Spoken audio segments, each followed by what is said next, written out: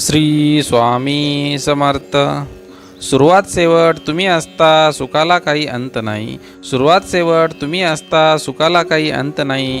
तुम्ही आहात ना पाठीशी मग स्वामी कशाचीही कंत नाही. तुम्ही आहात ना पाठीशी स्वामी मग कशाचीही कंत नाही. स्वामींच्या सुंदर विचाराने आजच्या स्वामी संदेशाला सुरुवात झाली आहे. निश्चितच तुमचा आजचा दिवस आनंदी व स्वामीमय असणार आहे. तसेच तुमच्या जीवनामध्ये येणारा प्रत्येक क्षण हा स्वामींच्या कृपेने आनंदी आणि स्वामींच्या भक्तीने परिपूर्ण असा असणार आहे. श्री स्वामी समर्थ. स्वामी समर्थांचे हे संदेश आपल्या मनाला प्रेरणा देतात. आपल्या मनातील असंख्य विचारांना चालना देण्याचं कार्य हे स्वामी समर्थांचे संदेश करत असतात. त्यामुळे तुम्हाला जसा वेळ मिळेल त्याप्रमाणे तुम्ही स्वामी समर्थांचे हे संदेश ऐकत चला. हा संदेश स्वामींनी तुमच्यासमोर आणला आहे कारण की स्वामींचे तुम्ही निश्चिम भक्त आहात. स्वामींवरती तुमची श्रद्धा आहे म्हणूनच हा संदेश बाळा तुझ्यासमोर आलेला आहे. बाळा, आज सर्व गोष्टी तुझ्या मनाविरुद्ध होत आहेत. तू थकून जाऊ नकोस. मला माहीत आहे तुझ्या सर्व आशा संपत चाललेल्या आहेत. सगळे रस्ते बंद होत चालले आहेत. तुला सगळीकडे अंधार दिसू लागला आहे. बाळा, घाबरू नकोस. इथून पुढे माझा खेळ सुरू होतो. मी तुला तुझ्या प्रत्येक अडचणीतून बाहेर निघण्याचा मार्ग दाखवणार आहे. तुझ्या अडचणींना सामोरं जाण्यासाठी तुला मी शक्ती देणार आहे. कोणतीही गोष्ट होण्यासाठी त्याची वेळ यावी लागते. वेळेआधी कोणतीच गोष्ट होत नसते. म्हणून बाळा, तू हार मानू नकोस. नकळत तुझ्यासमोर असा एक क्षण येणार आहे ज्याची तू आशा सोडली आहेस. बाळा, तू निराश होऊ नकोस. तुझ्या माणसाने तुझी साथ सोडली आहे. त्यांनी तुला धोका दिला आहे. पण बाळा, तू घाबरू नकोस कारण की तू एकटा नाहीस. मी सदैव तुझ्या बरोबर आहे कारण की तू स्वामींचा निश्चिम भक्त आहेस. त्यामुळे बाळा, माझ्यावरती तुझी जी श्रद्धा आहे त्या श्रद्धेपोटी मी तुझ्या पाठीशी राहणार आहे.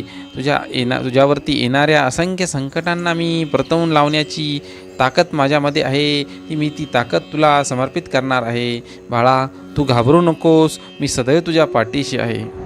बाळा, कोणी तुझ्याबरोबर असो या नसो पण मी सदैव तुझ्या पाठीशी आहे. माझी शक्ती सदैव तुझे रक्षण करणार आहे. बाळा, तू जेवढे कमवले आहेस त्यापेक्षा कितीतरी पट तुला आता जास्त मिळणार आहे. फक्त यासाठी बाळा, फक्त तू संयम ठेव. माझा आशीर्वाद सदैव तुझ्या पाठीशी आहे. तुझा कठीण काळ आता संपलेला आहे. लवकरच आनंदाचा काही क्षण तुझ्या जीवनामध्ये येणार आहेत. ते येणाऱ्या आनंदाच्या क्षणांसाठी तू आता तयारीला लाग. माझ्यावरची श्रद्धा ढळू देऊ नकोस. परमेश्वरी शक्तीवरचा विश्वास तुला त्या कठीण काळात पुढे नेणार आहे. तुझ्या जे मनात आहे ते लवकरच प्रत्यक्षात येणार आहे. परमेश्वराचा आशीर्वाद तुला भरभरून मिळणार आहे. मला माहीत आहे बाळा, तू फार सहन केले आहेस. जीवनामध्ये कधी कधी चढ उतार येत असतो. अशा काळामध्ये मनावरती नियंत्रण ठेवून सदाचाराचे आचरण करावे लागते. चुकीच्या गोष्टीमागे कधीच धावू नका. चुकीच्या लोकांची साथ कधीच देऊ नका. नेहमी सदाचाराचे आचरण ठेवा.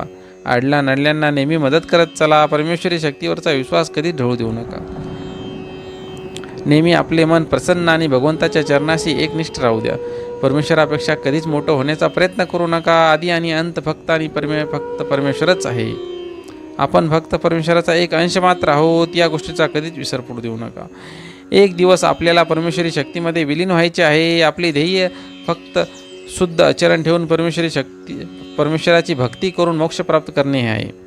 त्यामुळे अहंकारापासून नेहमी स्वतःला दूर ठेवा. वाईट विचारांना आपल्या मनामध्ये कधीच जागा देऊ नका. कर्मावरती विश्वास ठेवा. जे पेराल तेच उगेल. प्रत्येक वाईट कर्माचे कर्मफळ आपल्याला इथेच भोगून जायचे असते. त्यामुळं आपले कर्म व्यवस्थित ठेवा. आपल्या कर्मामध्ये कोणावरतीही अन्याय होता कामा नये.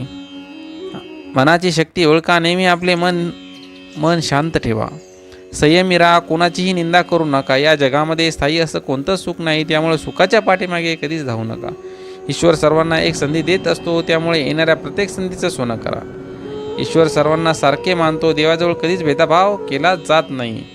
गरजेपुरते जवळ येणाऱ्या लोकांना ओळखा. अशा लोकांपासून नेहमी सावध राहा. ज्या ठिकाणी आपल्याला मान सन्मान मिळत नाही त्या अशा ठिकाणी कधीच जाऊ नका. नेहमी प्रयत्नशील राहा. यश मिळवण्यासाठी प्रयत्न करत राहा. चुकीच्या लोकांवरती विश्वास ठेवू नका. आपल्या मनाला जे पटतं, आपल्या मनामध्ये जो काही भाव आहे त्याप्रमाणे वागा. स्वार्थी बनू नका. स्वार्थी लोकांपासून नेहमी सावध राहा. स्वार्थी लोकांवरती कधीच विश्वास ठेवू नका. स्वार्थी लोकांना मदत करणे म्हणजे स्वतःच्या पायावरती धोंडा मारून घेतल्याप्रमाणे आहे. त्यामुळं नेहमी सावध राहा. आनंद हा कधीच पैशाने मिळत नाही. त्यासाठी आपले कर्म चांगले ठेवावे लागते. आपल्या तोंडामध्ये साखरेचे बोल असावे लागते. ज्याप्रमाणे धनुष्यातून सुटलेला बाण परत घेता येत नाही, त्याचप्रमाणे आपल्या तोंडातून निघालेले शब्द आपल्याला परत घेता येत नाहीत. त्यामुळं शब्द जपून वापरा. नेहमी सकारात्मक राहा. शरीरामध्ये सकारात्मकतेची ऊर्जा निर्माण झाली पाहिजे असे कार्य करा. एखाद्या गोष्टीचा दिखावा करू नका. एखादी गोष्ट तुमच्याकडे आहे म्हणून इतरांना हिणू नका. देवावरती प्रेम करा. देवावरचा विश्वास कधीच डोळू देऊ नका. म्हणून म्हणतात, भगवान के घर देर है अंधेर नाही. या म्हणीतून निघालेल्या अर्थाने स्वतःला प्रेरित करा. नेहमी स्वतःचा आत्मविश्वास वाढवा. मनाचे खच्चीकरण होऊ देऊ नका. जे पण आहे ते स्पष्ट बोलत चला. मनामध्ये काहीच राहू देऊ नका.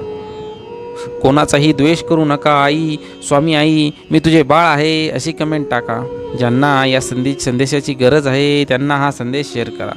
तसेच नवनवीन संदेश पाहण्यासाठी, नवनवीन कोट्स पाहण्यासाठी स्वामी समर्थ माझी आई या यूट्यूब चॅनलला सबस्क्राईब करा. आमचे नवनवीन व्हिडिओ तुमच्यापर्यंत पोहोचत राहण्यासाठी श्री स्वामी समर्थ, जय जय स्वामी समर्थ अशी कमेंट टाका. तसेच तुम्ही स्वामी समर्थांची किती वर्ष झालं भक्ती करता हे सुद्धा आम्हाला कमेंटमध्ये सांगा.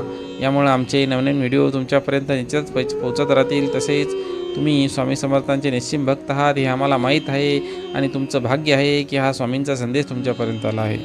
श्री स्वामी समर्थ. अवधूत चिंतन. श्री गुरुदेव दत्त. श्री स्वामी समर्थ महाराज की जय. अक्कलकोट निवासी पूर्ण दत्त अवतार यतिवर्य दिगंबर राजाधिराज बेगिरा श्री स्वामी समर्थ महाराज की जय.